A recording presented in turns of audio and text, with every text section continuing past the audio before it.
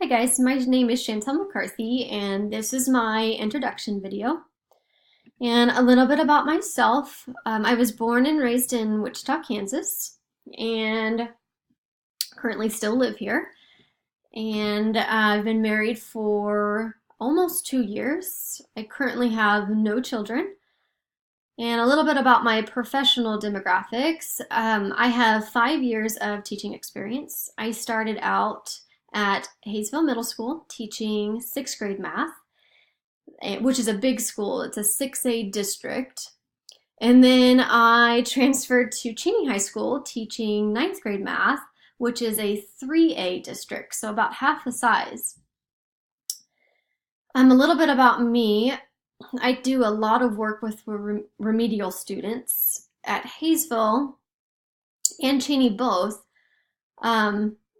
I teach 6th, 7th, ninth, and Tier 2 kids. So that's basically the middle on math ability.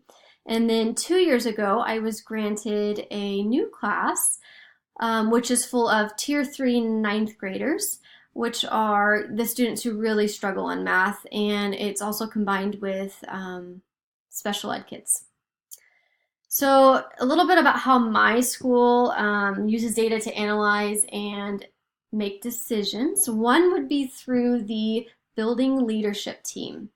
So faculty will report to these leaders, and if they have a concern, or through data on test scores, maybe it's state assessments, so forth, then we'll report that to the leaders, and then the leaders will get together in a group and see about making those changes happen.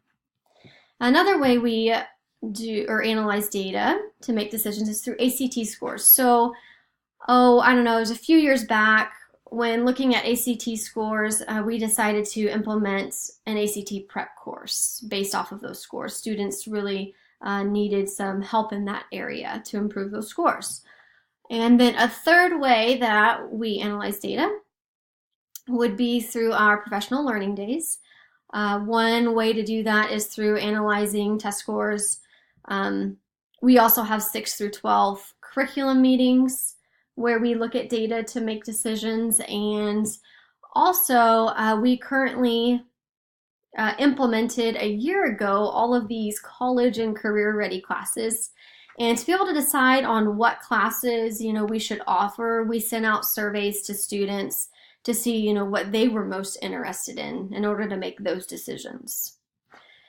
As far as my own self, the way I inform instructional decisions, one is through formative assessments, so quizzes and little exit tickets and things like that. I also do summative assessments, so a comprehensive final or unit tests.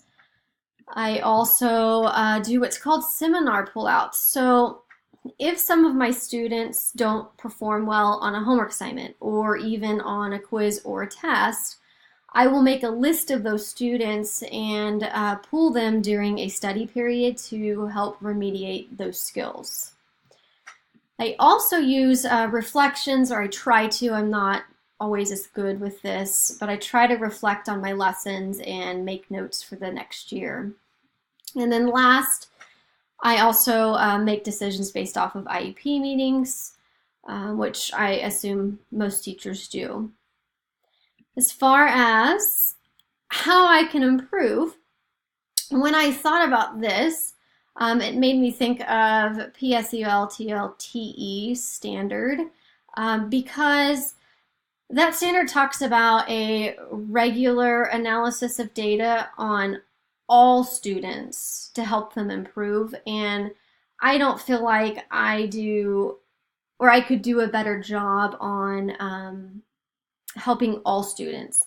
A lot of times I focus on the remedial students and not so much on the high students. So I really need to do a better job of making sure that I'm doing an analysis of data on all students. So that's where this comes into play. So, instead of just viewing data, I need to really dissect it. I don't ever take the data and actually put it on charts and graphs and have some concrete numbers with it. I also could do a better job on reflections. just doing it on a daily basis after every lesson. And then the third thing I could improve on would just be time restrictions, kind of putting that in the back burner, not worrying about time. If we don't get through everything that we're supposed to get through, then, just have more communication with the next level math teacher, and maybe she can start off there where I left off instead of trying to cram too much information in if the students aren't ready. And last but not least, so I already talked about Standard 1. Standard 2, ISTE A2B. This is just I chose this one. This is a great example of this video that I just created. I'm modeling through this video using Screencast-O-Matic and Google Slides and all that. So I hope you enjoyed this, and I look forward to learning more about this class. Thanks.